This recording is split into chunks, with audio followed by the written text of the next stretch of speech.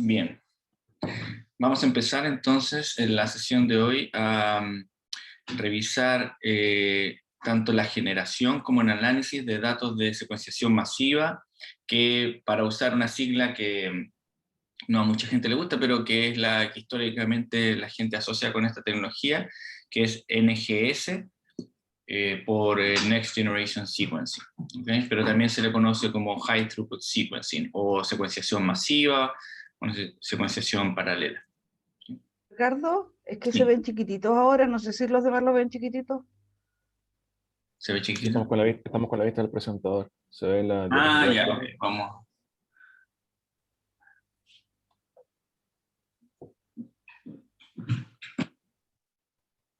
¿Y ahora? Ahí sí, súper bien. Ya, perfecto. Ah, ok, entonces vamos a revisar algunos tipos distintos de secuenciación. En particular, la secuenciación por síntesis, que es la que genera la mayor cantidad de datos y es la más usada actualmente. Eh, cómo se generan qué son los datos que se generan, algunos flujos de trabajo y el control de calidad de los datos. Esto va a ser una presentación primero como de lo teórico para después hacer un ejercicio de análisis de control de calidad de datos. Como sabrán, la tecnología de secuenciación ha evolucionado muchísimo en los últimos 30 años ya, donde partimos desde una secuenciación manual usando geles de electroforesis, hasta el día de hoy tener secuenciadores robotizados que pueden secuenciar varios genomas humanos al día, siendo que las tecnologías en el 2000, poco antes del 2000, que permitieron la secuenciación del genoma humano por primera vez, eh, eran tecnologías que demoraron varios meses en secuenciar un genoma humano. La capacidad de secuenciación ha mejorado desde 1000 pares de base por día hasta más de 40 billones de pares de base de DNA por día. Recordemos que el genoma humano tiene solo 3 billones o 3.000 millones de pares de base. Así que, si bien ha evolucionado, la base de la técnica de secuenciación no ha cambiado tanto si uno lo analiza en detalle, sobre todo cuando hablamos de la secuenciación por síntesis. Y para entender cómo funciona la secuenciación, primero tenemos que recordar un poco cómo se polimeriza el ADN normalmente.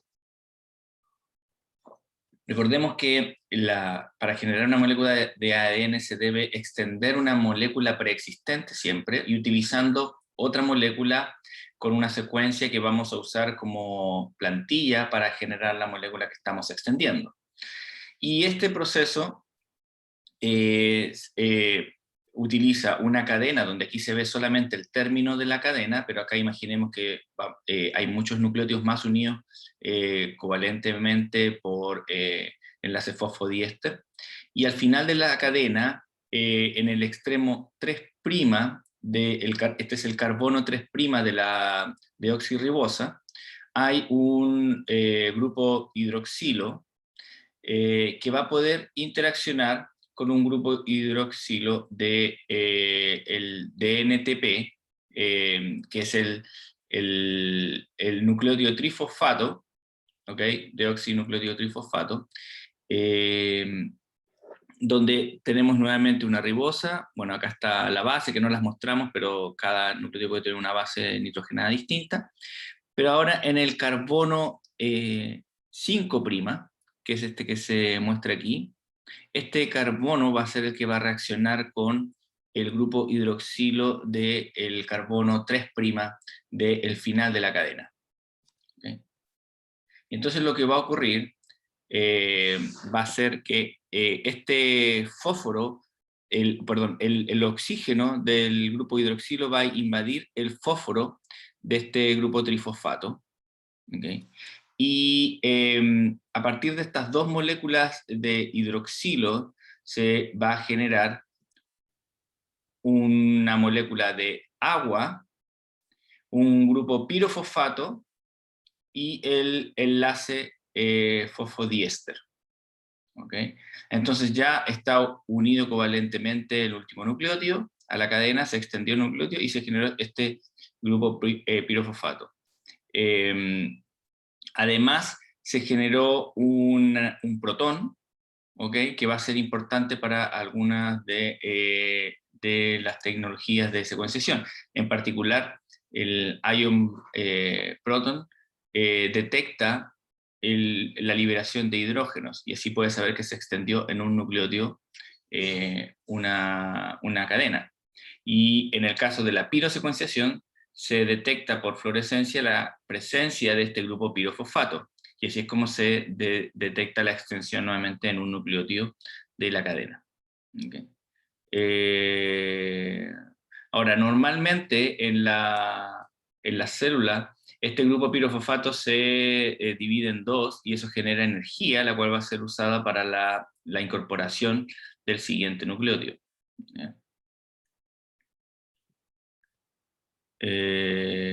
Entonces, este es el producto final. Se libera un grupo pirofosfato que se divide en dos fosfatos, eso genera energía, y se libera un protón, y todo eso, distintos elementos de esto se usan en distintos tipos de secuenciación. Entonces, secuenciación masiva. Tenemos distintas técnicas, ya mencioné la ion torre. En este caso tenemos una superficie que tiene básicamente muchos pHímetros, uno en cada uno de estos pocillos, donde va a ocurrir una reacción de polimerización de ADN, y cada liberación de protones va a cambiar el pH, y eso va a ser detectado, lo cual se representa aquí, una cadena que está siendo secuenciada, y cómo el número de nucleótidos determina el número de hidrógeno que se liberan, determina cuántos nucleótidos se incorporaron. Aquí se puede ver un poco mejor. Aquí tenemos la liberación de cada hidrógeno, y cuando hay dos nucleótidos que tienen la misma base, la liberación de hidrógeno va a ser el doble. Entonces, de esta forma también se pueden detectar homopolímeros, pero eso tiene cierto límite. Allá a cierto nivel del nucleótido que tiene la misma base, ya no podemos distinguir cuántos iones se liberaron, y por lo tanto ahí pierde exactitud la secuenciación. Ahora, otro tipo distinto es el Pacific Biosciences, que está basado más bien en detección de fluorescencia en vez de cambios de pH. Cada nucleótido, cada posible nucleótido está unido a un fluoróforo, que una vez que pase por la polimerasa que está unida a una superficie, se va a liberar un bloqueante del fluoróforo, y por lo tanto se va a emitir luz, y esa luz es captada por debajo, esto es transparente, y se detecta cada uno de los 4 posibles colores abajo de esta placa. Por lo tanto, esto en vez de un pHímetro es un fluorímetro, pero de alta capacidad, muy paralelo, porque cada uno de estos puntitos tiene un fluorímetro, una capacidad de detectar fluoróforos distintos. ¿Okay? Y esta profundidad permite evitar que la luz que aquí se emite genere ruido que vaya a ser detectado en el pocillo contiguo. ¿Sí? La ventaja que tiene esta tecnología es que es una secuenciación en tiempo real. A medida que se va polimerizando, no se detiene la reacción para cada medición, sino que es muy rápido. A medida que va avanzando la cadena a través de la polimerasa, se van leyendo las bases, y por lo tanto esto nos permite leer moléculas, o secuenciar moléculas de miles de pares de base, en promedio más de 10.000, pero algunos llegan hasta los 60.000 pares de base. Y por lo tanto me genera lecturas de secuenciación mucho más largas que las otras técnicas que vamos a ver hoy. Entonces, esta tecnología tiene entre 80.000 y 300.000 pocillos, que serían las reacciones, el nivel de paralelismo de esta tecnología. Como dije, 10.000 pares de base, son muy largos. ¿Okay? ¿Y para qué estaría indicada esta tecnología? Sobre todo cuando quiero secuenciar genomas de novo. Tener lecturas muy largas me facilita mucho el ensamblaje, y por lo tanto es muy útil en esos casos. También cuando estoy buscando rearreglos cromosómicos, grandes inserciones, deleciones, amplificaciones, las lecturas largas van a facilitar la detección de ese tipo de polimorfismos o mutaciones, ya que en una sola lectura podemos abarcar todo el largo de esa región, a diferencia de tratar de ensamblar ese rearreglo en base a pequeñas lecturas de 100, 150 pares de base va a ser mucho más difícil. No son mutuamente excluyentes. En una misma secuenciación, o a partir de una misma muestra de ADN, uno podría utilizar las dos tecnologías para complementar las ventajas de largo en el caso de PAC Biosciences y cantidad de lecturas en el caso de Illumina, por ejemplo. Otra tecnología que es muy usada actualmente es Oxford Nanopore. En Chile tenemos varios laboratorios que utilizan esta tecnología. Por ejemplo, en Magallanes está siendo usada para secuenciar el virus de SARS-CoV-2 en este momento. Y se basa en una membrana que separa dos medios con diferente potencial eléctrico, y en esa membrana hay un poro, que es una molécula proteica sintética, que está modelada en base a una estructura que está en la naturaleza, pero que fue modificada, y que permite el paso de, en la siguiente se ve mejor, una hebra simple de ADN, ¿okay? Y a medida que pasa esa hebra simple, por supuesto, antes hay que abrir la molécula enzimáticamente, pero una vez que va pasando, el ancho de cada nucleótido es distinto dependiendo de la base nitrogenada que tiene. Y por lo tanto esos cambios de ancho hacen que el poro se abra o se cierre un poco más, un poco menos. Y eso permite el paso de iones que van a afectar el potencial eléctrico entre los dos lados de la membrana. Y esos cambios de potencial son capaces de ser detectados a medida que van pasando los iones. Y por lo tanto podemos hacer una lectura de cuál es la secuencia que permite esos cambios de potencial. ¿Okay? La gran ventaja que tiene esta técnica es que no requiere de un equipo muy grande, como en otras. PacBio son unos equipos muy grandes. En el caso de Illumina ya se han ido reduciendo, pero igual estamos hablando de un equipo grande que requiere un laboratorio más equipamiento adicional. Sin embargo, esto se reduce a algo que parece un pendrive, donde está aquí hay una perforación para poder introducir la muestra. Esto sí requiere de procesamiento previo para preparar el ADN y generar la librería susceptible de ser secuenciada por esta técnica, pero como ven, el secuenciador en sí es bastante portátil y se conecta directamente al computador para pasar la secuencia que se está generando. ¿Okay? Hay versiones con mayor capacidad. Este es el portátil, el mini Ion, pero después están los Grid Ion que permiten generar racks de secuenciadores y por lo tanto aumentar la capacidad. Con 20 racks se podrían generar un genoma en 15 minutos, es bastante rápido, pero son 20 racks, eso ya ocupa muchísimo, cada uno de estos es un rack. ¿Okay? Muchísimo espacio. Por lo tanto, no es una tecnología que se use para secuenciar grandes genomas, grandes cantidades de secuencia, sino que más bien se usa para virus o bacterias que necesitan ser secuenciadas en el campo, y por lo tanto puedo llevar esta tecnología al lugar. Y finalmente pasamos a Illumina, que es la tecnología que es más usada a nivel mundial todavía. Es la que tenemos nosotros en el laboratorio de Chile Genómico, y por lo tanto con la cual estoy más familiarizado, y en la cual vamos a gastar un poco más de tiempo, porque también es más probable que se encuentren con este tipo de datos que ustedes mismos los generen. Para poder secuenciar con Illumina necesitamos primero preparar la librería. ¿Ya? Vamos a ver en qué consiste eso. Una vez que pero básicamente consiste en convertir un fragmento de ADN en una molécula que tiene secuencia adicional que le permite ser secuenciada por esta técnica.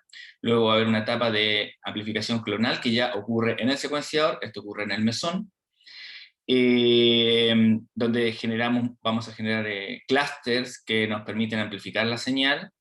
Y luego pasamos a la etapa de síntesis y que corresponde a la secuenciación propiamente tal, donde vamos a capturar la incorporación de cada nucleótido a medida que las moléculas se van extendiendo, y capturando eso en imágenes que vamos a procesar bioinformáticamente. Esas son las 3 grandes etapas del proceso. Vamos con la generación de las librerías. Hay distintas técnicas para generar librerías. Tanto Illumina tiene varios protocolos, Nextera, TrueSec, AmpliSec, son un montón de nombres propietarios que tiene la compañía para nombrar distintos protocolos.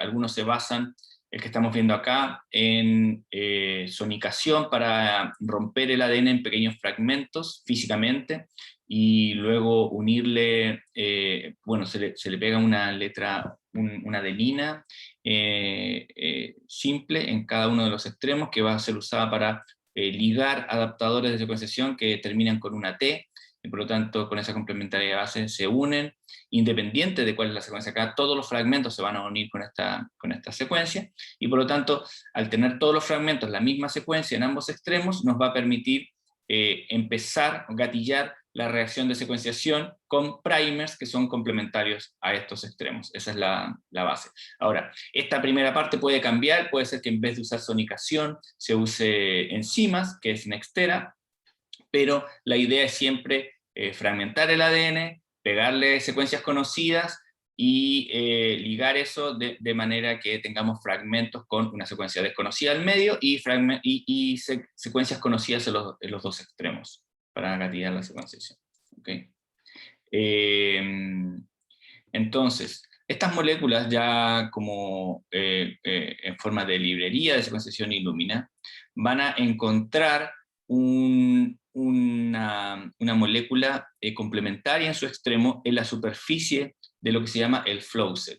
Entonces, este flow cell es un vidrio que está dividido por una lámina metálica en varios carriles de secuenciación, para permitir secuenciaciones que ocurran en paralelo, por ejemplo, distintas muestras, una en cada carril, y en la superficie de este vidrio vamos a tener muchas moléculas como esta que se ven acá, fijadas a la superficie, cuya secuencia es complementaria a uno de los lados del fragmento, ¿ya?, de secuenciación.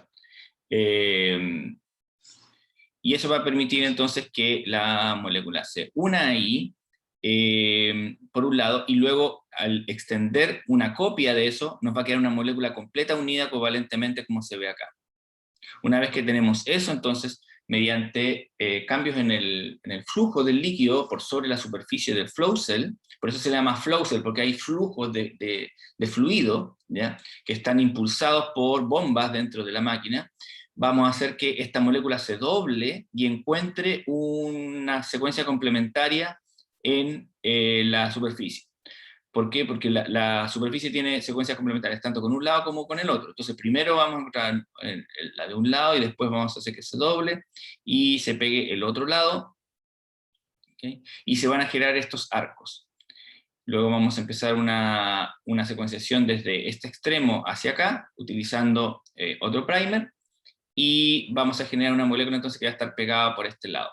Entonces de esa forma podemos amplificar múltiples veces la molécula para generar estos clústeres. Todos estos son amplificaciones clonales de una molécula inicial que se había pegado en la superficie. Ahora, está lleno de estas pequeñas moléculas, y por lo tanto, dónde se generan los clústeres va a depender de la concentración a la que se encontraba la librería inicialmente. Si está muy concentrada, vamos a tener muchos clústeres muy pegados, y si está muy poco concentrada, vamos a tener clústeres muy separados. Y menciono esto porque esto tiene un impacto sobre la calidad de la secuenciación posterior. Si está muy poco concentrada la librería y tenemos muy pocos clústeres, lo que vamos a tener es muy poca secuenciación, menos de lo que se debería esperar para un flow cell. Cada flow cell tiene un rango de de clústeres esperado, y por lo tanto de output o cantidad de secuenciación total que se puede generar a partir de un flow set. Si uno no cuantifica bien la librería y genera muy pocos clústeres, entonces vas a tener menos cantidad de lo esperado, por lo tanto el costo de la secuenciación va a aumentar por cada molécula secuenciada, e incluso si es demasiado bajo, la máquina puede no reconocer los clústeres y puede parar y no generar ningún dato.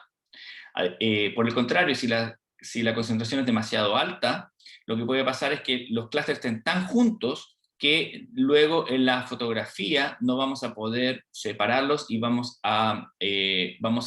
automáticamente se va a marcar esto como un clúster que no pasa los filtros internos y por lo tanto no va a generar datos.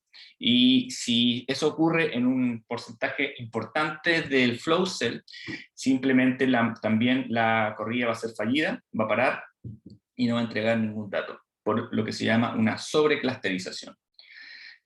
Así que es muy importante, y se los digo por experiencia propia, poder cuantificar exactamente la librería antes, por fluorometría o por qPCR, para evitar tanto una subclusterización como una sobreclusterización de la corrida.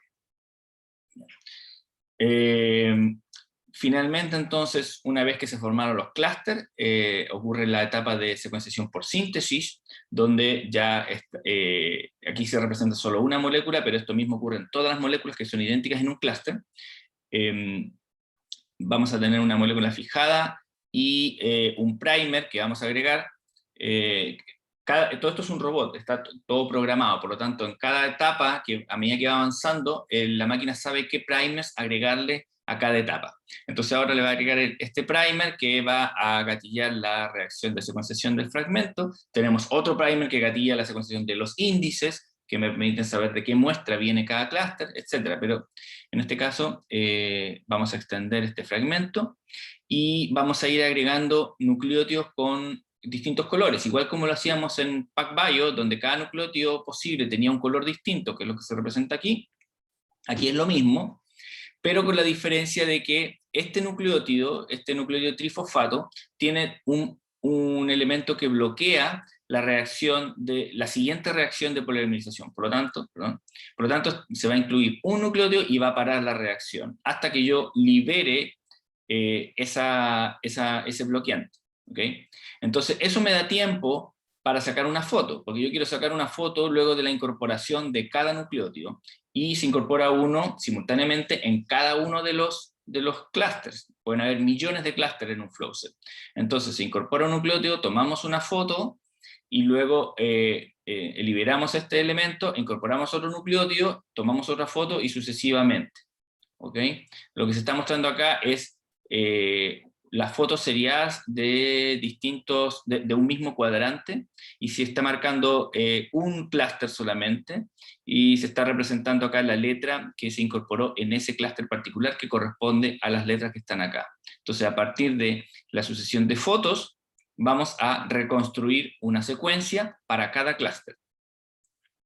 Aquí tenemos una foto real, o sea, una sucesión de fotos reales de un cuadrante, donde se ven cómo van cambiando los colores, y en cada uno de ellos podemos ir reconstruyendo la secuencia de una manera que luce similar a lo que produce un secuenciador de Sanger, por si alguno de ustedes ha interaccionado con ese tipo de datos, que sería como un electroferograma. Pero esto se genera a partir del análisis bioinformático de una sucesión de fotos que detectan distintos fluoróforos. ¿Okay? Y a continuación, vamos a ver si funciona esto, tengo un video. Sí. Vamos a avanzar. Ahí está después el URL, por si después lo quieren ver completo. Pero aquí hay una comparación de la densidad entre Illumina, PacBio, vamos a volver un poquito, entre Illumina, PacBio y el 454 de Ion Torrent, Ion Torrent, son distintos, solo tienen la misma densidad. Entonces cada uno de estos poros es una reacción de secuenciación. Aquí tenemos un poro de PacBio, entonces esto es una reacción de secuenciación, y aquí tenemos Illumina, donde cada uno de estos puntos es una reacción de secuenciación. Entonces se ve la diferencia en el nivel de paralelismo que podemos obtener.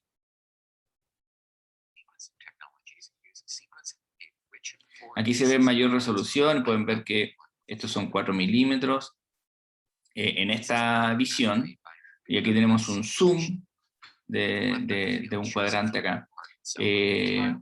Y vamos a ver a continuación cómo en tiempo real se da secuenciando. Ahora empieza. Ahí se ven los distintos ciclos de secuenciación, cómo van cambiando los colores. Así como estos son los datos más brutos, digamos, de Illumina, cómo se va generando la secuenciación. Ok.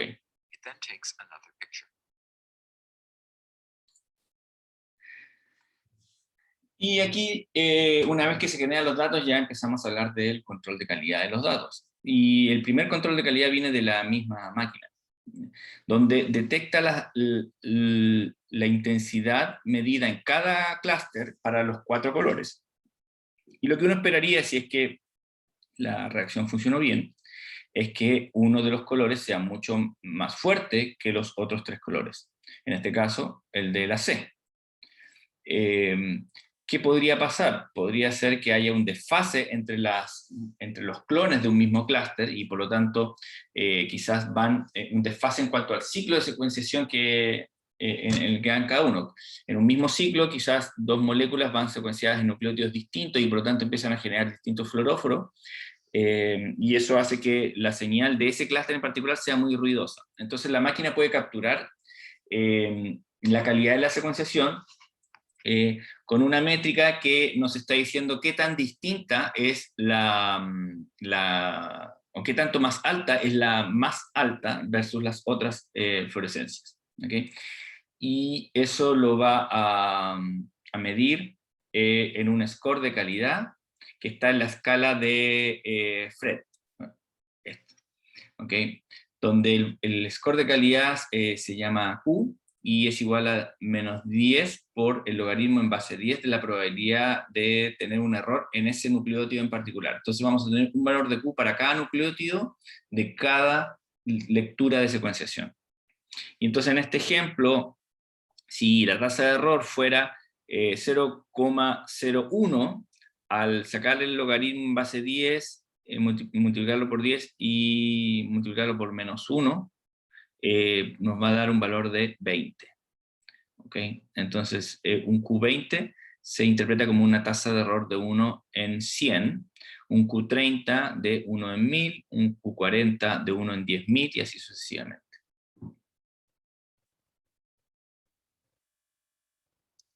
Okay. Ahora, hay varias plataformas de secuenciación dentro de Illumina. Aquí estoy mencionando algunas. MySeq, que es una que está presente en Chile en varios laboratorios, es especialmente indicada para secuenciar pequeños genomas, porque permite generar de 500.000 pares de base a 15 billones de pares de base, o 15.000 millones de pares de base. Se genera hasta 25 millones de clústeres, ¿okay? Y el máximo largo de las lecturas puede ser hasta de 600, o sea, de 2 por 300. Digamos, básicamente, ¿por qué dice el 2 por 300, 2 por 150? Es porque en cada extremo del fragmento, el máximo que puedo secuenciar es de 300. Entonces el total de secuencia que voy a tener para un fragmento va a ser de 600. Voy a tener dos lecturas pareadas de 600, o sea, de 300 cada una. ¿Okay? ¿Por qué? Porque Illumina, quizás no hice énfasis en eso, pero la secuenciación de síntesis se hace en 2 sentidos. Primero en un sentido, desde un extremo del fragmento, y luego se da vuelta el fragmento, y se empieza a secuenciar desde el otro extremo. Por lo tanto, puedo tener puedo tener una o hasta 2 lecturas por cada clúster o por cada fragmento. ¿Ya? Después viene el NextSeq, que tiene 2 modos, el mid y el high output. Le sigue en capacidad de secuenciación, entonces saltamos de 15 gigabases a 20 en el mínimo, hasta 120 gigas. porque genera muchos más clústeres, 130 millones de clústeres en el modo mid-output, y 400 millones en el modo high output, y el high-seq, que genera 300 millones a 2 billones o 2.000 millones de clústeres. ¿Okay? Entonces, básicamente la diferencia es la cantidad de clústeres que generan estos, y hay otras diferencias técnicas que quizás vale la pena mencionar. La tecnología que yo expliqué antes con los 4 colores es válida para MySeq y para HiSeq. Sin embargo, el NextSeq incorporó un nuevo método de secuenciación donde se usan solamente 2 colores, y utiliza flow cells que son más grandes y por lo tanto tiene una cámara que tiene menor resolución. Eso abarató mucho el costo del equipo y de los reactivos que se necesitan, porque solo se necesitan 2 fluoróforos. Y cómo distinguen 4 nucleótidos, lo hacen por la combinación de 2 fluoróforos. Entonces, no fluorescencia es un nucleótido, una fluorescencia es otro nucleótido, otra fluorescencia es otro nucleótido, y los 2 fluorescencias es otro nucleótido. ¿Okay? Entonces, con esas combinaciones pueden diferenciar los 4 nucleótidos. El nucleótido que está representado por no fluorescencia es la G, y por lo tanto, algo a tener en cuenta es que cuando los fragmentos son muy cortitos, y yo estoy pidiendo, por ejemplo, 150 ciclos de secuenciación o nucleótidos, y hay muchos fragmentos que tienen 90, 50, todo el resto lo va a llenar con pura G, porque es no fluorescencia. Entonces, cuando tengo extremos al final de las lecturas que son poliGs, eso en realidad no es secuencia, sino que es un artefacto de la técnica y se elimina. Hoy día los software que usamos para control de calidad y podas de los datos detectan eso automáticamente y lo eliminan, pero es algo a tener en mente por si yo lo veo después, algo falló y no se eliminó. Puedo ver estas cadenas de PolyG al final cuando uso NextSeq, y entiendo que los NovaSeq también tienen esa misma característica. ¿Okay? Acá hay una tabla resumen de las distintas aplicaciones. Entonces, ¿para qué usaría yo un MySeq? Lo puedo usar nunca lo usaría para secuenciar un genoma de un organismo eucarionte complejo, pero sí lo podría usar para secuenciar bacterias como Escherichia coli, podría llegar a 96, podría secuenciar un exoma, pero tampoco lo usaría para un exoma, pero sí para pequeños paneles, ¿ya? Podría secuenciar 3 muestras para un panel de, no sé, esclerosis, lo que sea, de alguna enfermedad, por ejemplo, ¿ya? Con pocos genes. Y bueno, lo mismo para el ARN. Ahora, el NextSeq está indicado más bien para exomas, podría secuenciar hasta 2 exomas en una corrida, y obviamente para todo lo que es más pequeño también se puede usar. Por ejemplo, también se puede usar para genomas virales. Y el HiSeq ya permite secuenciar varios genomas, es lo que se indica para genomas más grandes.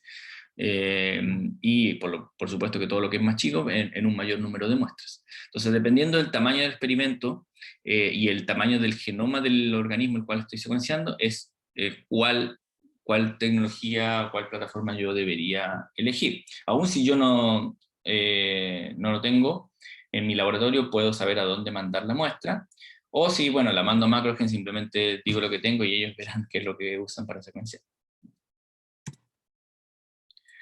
Ok. Y voy a parar aquí por si antes de pasar al análisis hay preguntas. ¿Cómo estamos en la hora? ¿Preguntas hasta acá, no? Yo tengo una consulta. Ya. ¿Todas las plataformas utilizan librerías? O sea, ¿se deben realizar librerías antes de la...? Sí, que yo sepa, no hay ninguna que puedas hacer un aislado de ADN y que se secuencie sin ningún Completo. procesamiento. Yo no Ya. conozco ninguna. Algo hay que hacerle. Ahora, ¿qué? Va a depender de la técnica, ¿no? Pero, o sea, de la técnica de secuenciación. Pero algo hay que hacerle y por lo tanto siempre hablamos de construcción de librería. Ya, gracias. ¿Alguna otra pregunta? Profesor, yo no entendí bien cómo se distinguían los nucleótidos en la tecnología donde detectaban hidrógeno.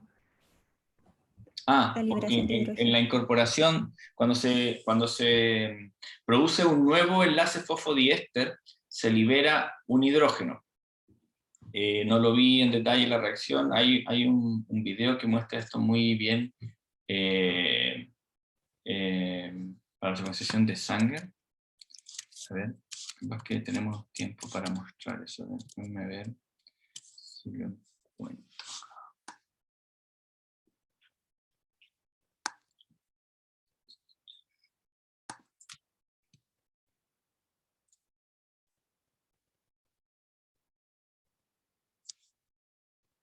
Ah, no me va a funcionar porque está en Flash y ya Flash no está soportado en Mac.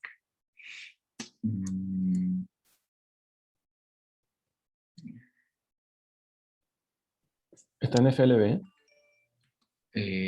No sé cuál es estoy buscando. ¿No? Creo que VLC puede leer FLVs, por si está en ese formato.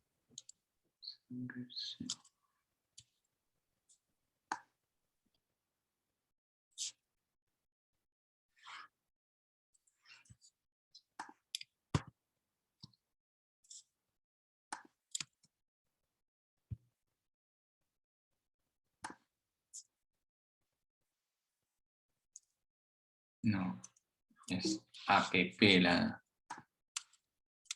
terminación.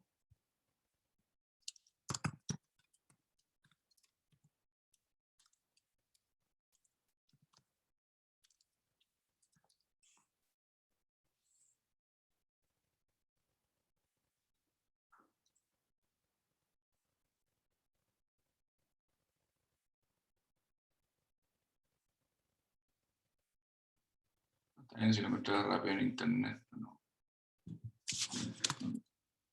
lo encuentro.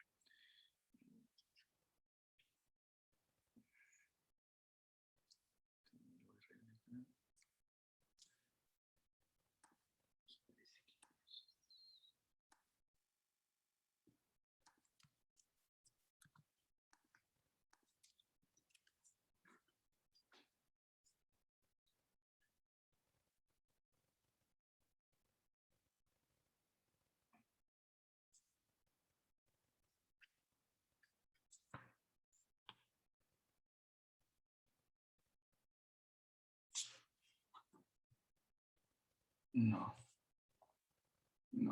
lo tengo acá. Pero bueno, es algo que después se puede buscar. Cuando hay una incorporación, cuando se une cuando el grupo hidroxilo invade el grupo fosfato, el primer fosfato del grupo trifosfato, del ATP o de NTP, ¿ya? Se libera un hidrógeno. ¿Ya?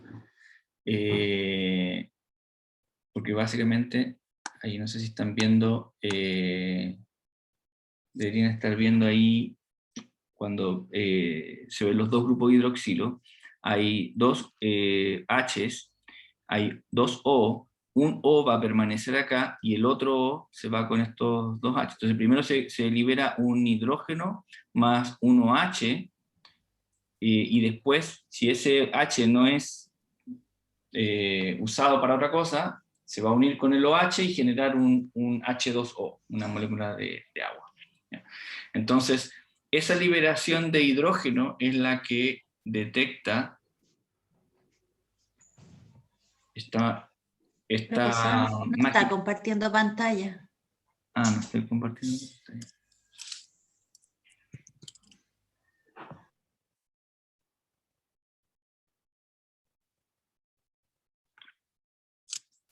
Entonces esa liberación de hidrógeno es la que se detecta aquí en con estas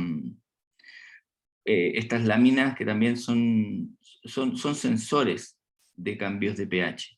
¿Ya? Entonces, aquí va a ir amplificándose una molécula de ADN en este pocillo, y por cada nucleótido que se va detectando, que se va incorporando, se va liberando un H. Ahora, el H se libera siempre, independiente de cuál es la base nitrogenada del nucleótido que se incorporó. Entonces, ¿cómo puedo saber yo cuál fue el nucleótido que se incorporó? Porque yo le entrego nucleótidos con una sola base nitrogenada a la vez, en cada ciclo, ¿ya? Entonces le entrego puras A, y veo en qué pocillos se liberó un hidrógeno. Luego entrego puras Gs, y veo en qué pocillos se liberó un hidrógeno, ¿ya? Entonces así puedo ir reconstruyendo para cada pocillo, por la sucesión de cambios de hidrógeno, la secuencia de la molécula que se está sintetizando en ese pocillo. Y esto se ve, esto es un esquema nomás, pero se ve así. Esto es un chip donde ocurre la secuenciación. Aquí están todos los pocillos donde se realiza la secuenciación, y hay chips que tienen distintos números de pocillos. Este es el 316, dependiendo de cuál es el chip, hay mayor o menor nivel de paralelismo, ¿ya? Pero mucho menor que para un ilumino. ¿Ok? ¿Quedó más claro? Sí, gracias. Ya. Ok. Ya, entonces los 15 minutos que nos quedan de presentación, quiero hablar del análisis. Los análisis de secuenciación en algunos aspectos se parecen a los de microarreglo,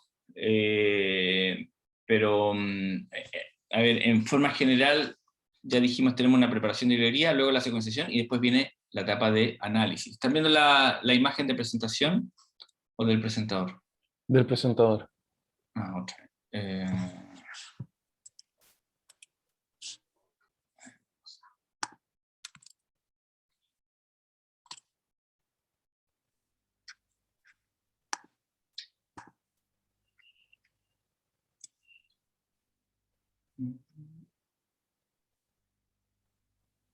Ok. Entonces, en la etapa de análisis también hay múltiples etapas, donde primero vamos a colectar la información, los datos brutos, vamos a después reducir la información en un análisis secundario, ¿ya? O sea, en el análisis primario vamos a obtener la información a partir de las imágenes y generar las secuencias y valores de calidad. En una segunda etapa vamos a reducir esa información alineando contra el genoma, determinando qué genes están ahí, determinando qué variantes están ahí. Entonces pasamos de secuencia a la información que es más útil, que es, por ejemplo, solamente las posiciones que son variantes, o por ejemplo, solamente los niveles de expresión de los genes, si es que estoy haciendo un RNA-seq, ¿ya? Y en un análisis terciario ya voy a comparar condiciones para probar alguna hipótesis, o hacer un análisis de clustering para determinar relaciones, grupos, o de redes, de pathways, etc. Eso es a grandes rasgos. Pero nosotros vamos a poder, bueno, y lo que se hace aquí es muy similar a lo que ya vimos para microarreglos. Por lo tanto, todo lo que tiene que ver con el diseño de experimento y análisis, por ejemplo, de ANOVA para comparar condiciones, se puede usar perfectamente con datos de secuenciación. Pero lo que cambia está acá, al inicio, ¿ya? Esta parte y esta parte. Nosotros nos vamos a enfocar en la parte secundaria. ¿Por qué? Porque la parte primaria la va a hacer generalmente el mismo instrumento de secuenciación, o sea, el mismo secuenciador entrega ya las secuencias con sus calidades. Por lo tanto, ¿de qué tenemos que preocuparnos nosotros? De este análisis secundario, ¿ya? Que se realiza generalmente a nivel de cada, individualmente para cada muestra. Por eso se dice individual samples, y después acá se comparan datas. Bien, hay distintos protocolos de análisis dependiendo del objetivo. Acá estoy mostrando dos. Este es GATK, es el protocolo más comúnmente usado en humanos para hacer genotipificación a partir de datos de secuenciación. Y Tuxedo se usa para, entre otros, hay más, pero es un ejemplo para hacer análisis de RNA-seq, ¿ya? Nosotros vamos a enfocarnos en esto, pero es como para que sepan que es imposible que veamos todos los protocolos de análisis porque hay muchísimos y están cambiando constantemente. Lo importante es entender a grandes rasgos, creo yo, en qué consiste el análisis y sobre todo cómo yo me fijo que la calidad sea buena de los datos.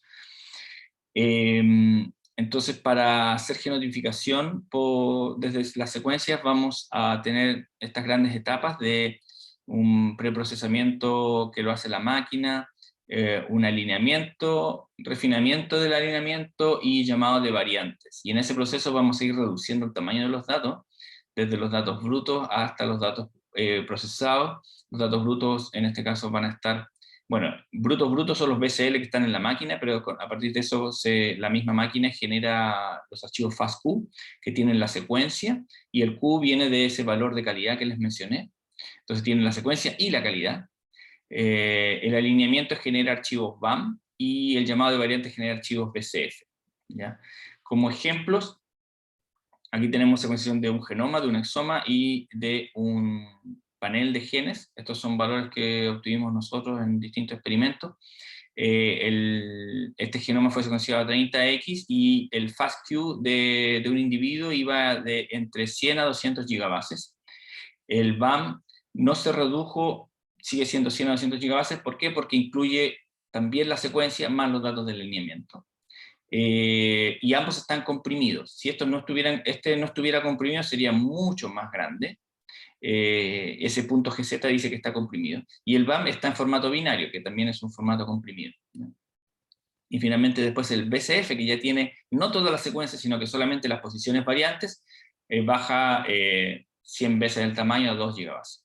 Un exoma a 120x, o sea, esta es la profundidad de secuenciación, cuántas veces fue secuenciado en promedio cada exoma, 120x, pesa 5 a 10 gigabases. El BAM, fíjense que aumentó el tamaño, lo cual fue curioso, pero el BAM tenía más información y pesó más, no sé por qué, la verdad. Y el BCF pesa solamente 3 a 6 megabases. Okay. Y Deep Targeted Sequencing, porque se llama Deep Targeted Sequencing, estos son secuenciaciones a muy alta profundidad, 1500x, ¿ya? Que se usa sobre todo en secuenciación de muestras de cáncer, de tumores, para detectar mutaciones somáticas en baja frecuencia en la muestra.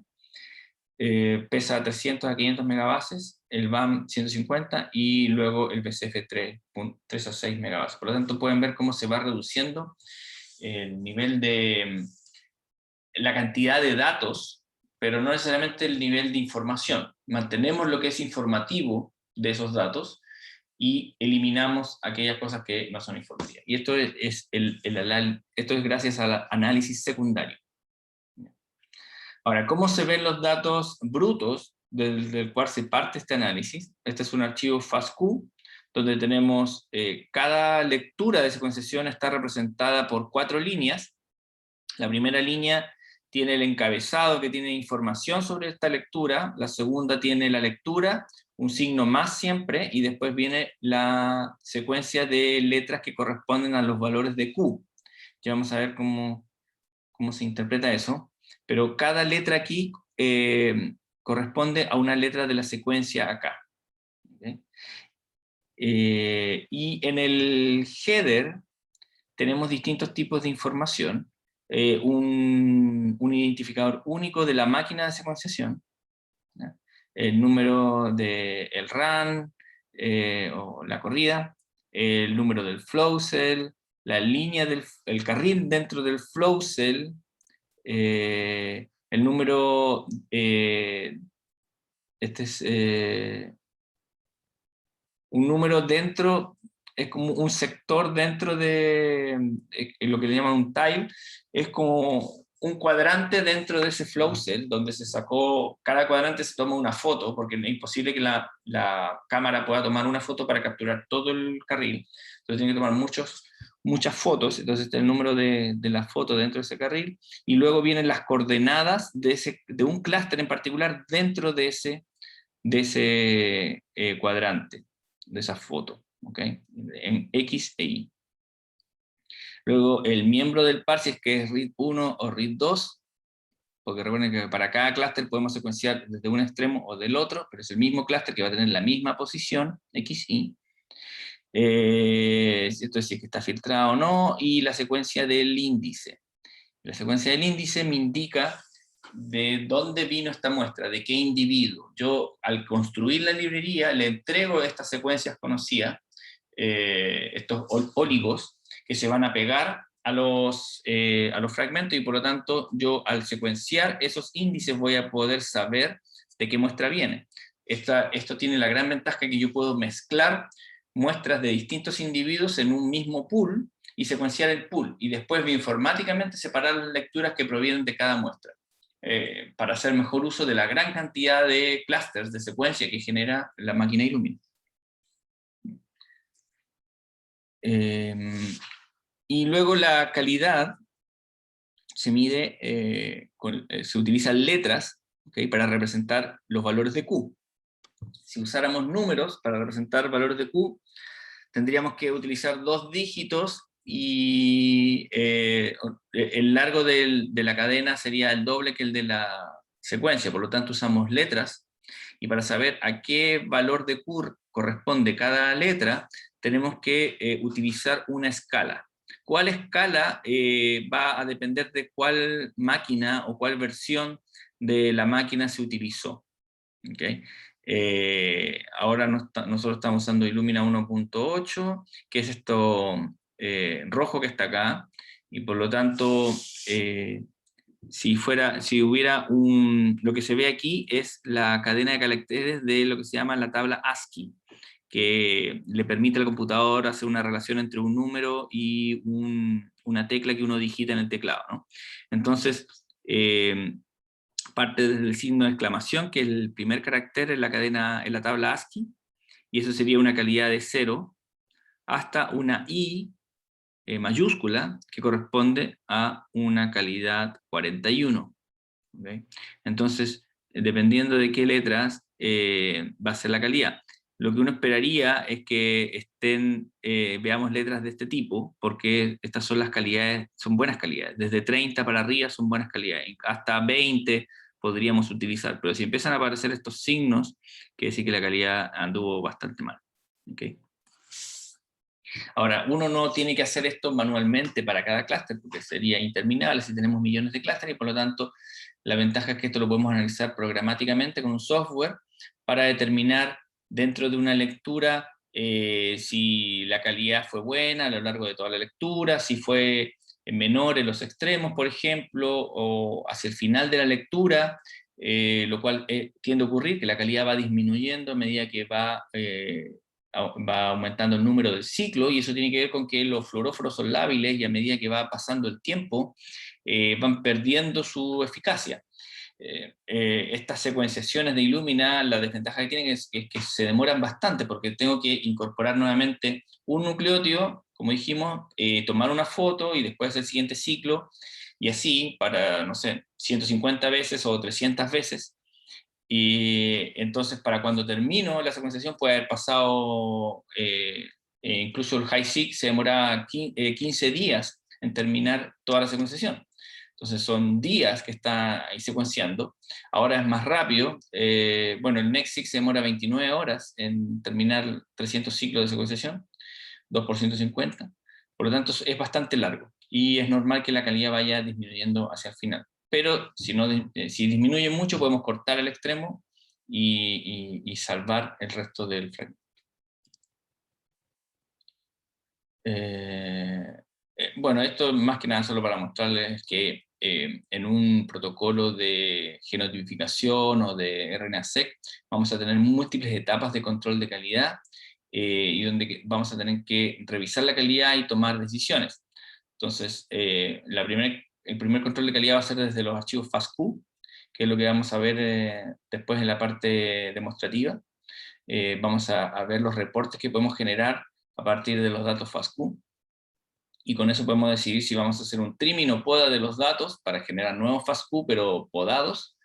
A eso le vamos a hacer un nuevo control de calidad para ver si eso fue suficiente, y si fue suficiente seguimos, o si no, quizás tenemos que generar nuevos datos. Una vez que tenemos los FASTQ ya podados, vamos a alinearlos contra un genoma de referencia para generar los archivos BAM. Nuevamente tenemos que hacer un control de calidad de esos BAM, y vamos a hacer un llamado de variantes para generar BSF, y también tenemos que hacer un control de calidad de esos datos. Por lo tanto, el control de calidad debería realizarse luego de cada etapa del análisis de los datos. El control de calidad de los datos NGS, tenemos que revisar si es que la muestra, esto se realiza antes de la secuenciación. El primer control de calidad, de hecho, debería hacerse antes de generar la librería propiamente tal, ver si el ADN está degradado con un simple gel de electroforesis. Podemos revisar la contaminación del ADN por espectrofotometría o la cuantificación por fluorometría, y hay distintos equipos que me permiten hacer electroforesis capilar para obtener perfiles muy precisos de la distribución de tamaños de fragmentos en la librería, para saber si es que está de acuerdo a lo esperado, o si el nivel de contaminación es apropiado o demasiado alto.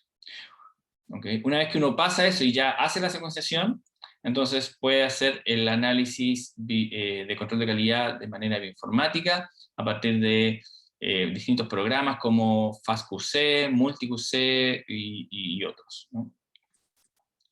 El mismo secuenciador entrega algunas métricas que ya se pueden utilizar, y es que uno puede acceder a través de lo que se llama BaseSpace, que es un sistema en la nube que entrega Illumina para poder acceder a los datos y ver su calidad. Tenemos que fijarnos, por ejemplo, la cantidad de lecturas, si está dentro de lo esperado para un flow cell en particular, largos las lecturas, y aquí fíjense que en esta última columna ya me dice qué porcentaje de las lecturas tienen una calidad mayor o igual a 30, que es el umbral para decir que la calidad fue buena.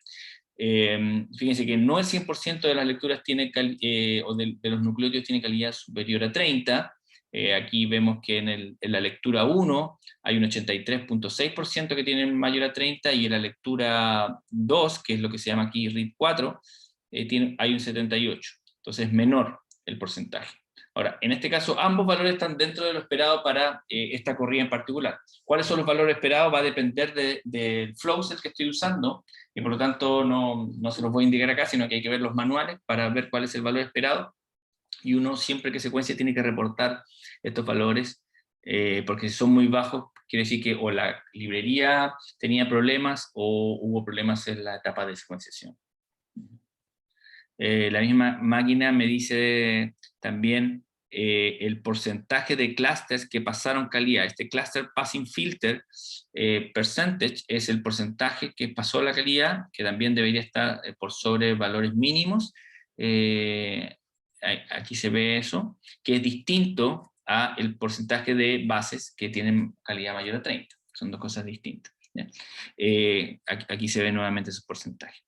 Ahora, si se fijan, acá tenemos como una tabla por cada carril de secuenciación, carril 1, 2, 3, 4, y luego las lecturas. Ya, este es el RID 1, este es el RID 2, y estos que dicen I son índices. ¿Ya? El 1, 2, 3 acá representa el orden en el cual se producen estas secuenciaciones. Primero es el RID 1, luego es el índice del RID 1, luego el índice del otro extremo del fragmento, y finalmente la lectura 2, o sea, el RID 2. Por eso es que los tamaños totales de secuenciación son muy distintos, porque los índices son pequeñitos y los fragmentos de secuenciación son más grandes, por eso la cantidad de secuenciación es mucho más grande en el RID 1 y el RID 2 que los índices. Ok, otro parámetro importante acá es la densidad, y también estos son valores que tienen que ser comparados con una tabla de valores esperados para el flow cell en particular que estoy usando. Las densidades, estas densidades están ok para un NextSeq, estos datos son de un NextSeq, pero serían muy bajas para un MiSeq, por ejemplo, porque para el MiSeq deberían estar alrededor de 1000, 1200, y no 300 a 400 como se ven acá. Así que también depende de la tecnología que estoy usando. Y esta distribución de valores de Q también me la entrega automáticamente BaseSpace de Illumina. Entonces aquí se ve claramente que hay dos poblaciones, que incluso las colorean distintas, de clústeres. Estos son clústeres de mala calidad con valores bajos de Q, y estos verdes son los clústeres de buena calidad. Y nuevamente me dice que para esta corrida, en promedio tenemos 81.8 por ciento de las bases que tienen un valor de Q igual o mayor a 30, lo cual está bastante bien, ¿ya? No hay problema, siempre se van a generar clústeres de mala calidad y se eliminan. El problema es cuando estos son más que los de buena calidad y directamente eso es una corrida fallida. Ok. Bueno, como dije entonces, la calidad va a depender de la plataforma que estoy usando, del Flowser que estoy usando. Entonces, por ejemplo, para una corrida de MySeq, donde estoy secuenciando 50 pares de base o 50 ciclos por cada uno de los extremos, por un total de 100 ciclos, ¿ya? El mínimo esperado es un 96.7% de bases con valor de Q30 o más. ¿Okay? Debería verse así. Sin embargo, si fuera un HiSeq 2x50, sería un 95.2%, no es el mismo. Illumina entrega tablas donde me dice los porcentajes mínimos esperados para cada combinación, aquí hay dos versiones de kits, la versión 2 y la versión 3. La 3 entrega mucha más secuenciación, muchos más clústeres que la 2, son reactivos más caros también por eso, y como se ven se espera que los valores sean menores que para los de versión 2, en cuanto al porcentaje de Q30. En el caso del NextSeq, también hay distintos valores que va a depender del modo en el que se corre y del número de ciclos que esté secuenciando. ¿Ya? Por lo tanto, ahí tienen los valores de referencia que vienen de los manuales de Illumina. ¿Ya? Esto es solo una foto de los valores históricos que hemos obtenido en la secuenciación. Hemos tenido buenas corridas y otras no tan buenas. Por ejemplo, esa falló y inmediatamente BaseSpace dice, aquí hubo un problema y esta corrida no terminó, de hecho, y hubo que repetirla. ¿Okay? También entregan varios gráficos de la intensidad a medida que va avanzando los ciclos de secuenciación. Aquí vemos cómo las intensidades de los fluoróforos van disminuyendo progresivamente. Esto es el RID 1, luego vienen los índices, los dos índices, recuerden que se secuencian los dos índices al medio, y después al final viene el RID 2. ¿Ya? Por eso se ven estos cambios acá, y después empieza nuevamente el RID 2 a bajar. Todo el RID 2 tiene una fluorescencia menor que la del RID 1, por el tiempo que ha ido transcurriendo estos fluoróforos en la máquina. ¿Ya? También se puede visualizar esto de esta manera, donde podemos ver las poblaciones aquí distintas de clústeres con distintas calidades. Aquí vemos que hay una población de mala calidad y aquí están los de buena calidad. Nuevamente aquí se ve cómo van avanzando los ciclos, aquí están los índices, y después viene el RID 2. Nos gustaría que esté todo acá arriba. Esta secuenciación no fue muy buena, porque no debería haber tanto verde acá abajo, ¿ya? Y también se visualiza esto en la densidad. Vemos dos poblaciones con densidades distintas. Automáticamente la máquina marca aquí los passing filter en azul y los non-passing filter clusters en verde, que son los que tienen poca densidad, y estos tienen mayor densidad.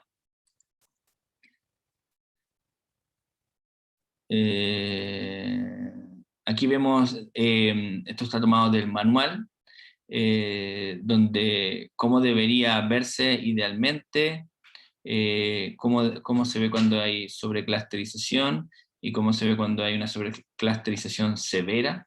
¿Ya? Fíjense que los valores aquí son bastante altos. Y aquí están los valores de densidad óptimos. Para el caso del NextSeq deberían ser entre 170 y 220. En cambio el MySeq y HiSeq son mucho más altos. ¿Ya? La densidad se mide en miles de clústeres por milímetro cuadrado. Ok, toda esa es la información que podemos sacar de BaseSpace, pero podemos generar reportes adicionales mediante FastQC. Este es el primer gráfico que entrega FastQC, donde nuevamente me muestra la calidad, cómo va cambiando a lo largo de los ciclos, pero me lo muestra con gráficos de caja. Para aquellos que no estén familiarizados con los gráficos de caja, esto me muestra el mínimo, el máximo, el primer cuartil, el tercer cuartil, y el segundo cuartil está aquí al medio, que es la mediana, ¿ya? Y no se está indicando, pero está justo al medio de estos dos, y me muestra o sea, no, perdón, sí se muestra en rojo, y el azul es el promedio, ¿ya? Entonces, lo que se ve acá es que esta de hecho es una corrida que tiene problemas, porque hay una gran cantidad de clústeres que tienen calidades menor a 30 y menores a 20 incluso, acá en esta área roja, y por lo tanto toda esa secuencia debe ser eliminada, lo cual va a hacer que todos esos clústeres se van a cortar hasta casi la mitad en su largo. Ya son lecturas bastante cortas, por lo tanto esto es una corrida que te presenta problemas. Esto no es bueno. Aquí nosotros esperaríamos que todas estas cajas estén por acá arriba solamente, en el área verde, o máximo que lleguen al área naranja. Ok. También podemos obtener camers, que son secuencias secuencias que no deberían repetirse en una posición determinada de lecturas. Por ejemplo, lo que hace automáticamente FastQC es determinar si es que hay algunos camers, que básicamente un camer son palabras de un largo determinado medido por K. Entonces, si queremos medir camers de largo 5, como se está viendo acá, podríamos enumerar todas las posibles palabras con estas 4 letras, A, C, G, T, que existan, y determinar en qué frecuencia se encuentran cada una de esas posibles palabras en los clústeres a lo largo de la secuencia. ¿Por qué? Porque en teoría, si tenemos un genoma que está bien representado, no debería haber ninguna palabra que sea mucho más frecuente que otras, ¿ya? Aquí vemos que sí hay algunas palabras, esta CCC es muy frecuente en esta posición. Hay un enriquecimiento de la CCCC en esa posición. Y luego hay enriquecimiento de estas otras palabras en estas posiciones, que son los primeros ciclos, las primeras posiciones de las lecturas.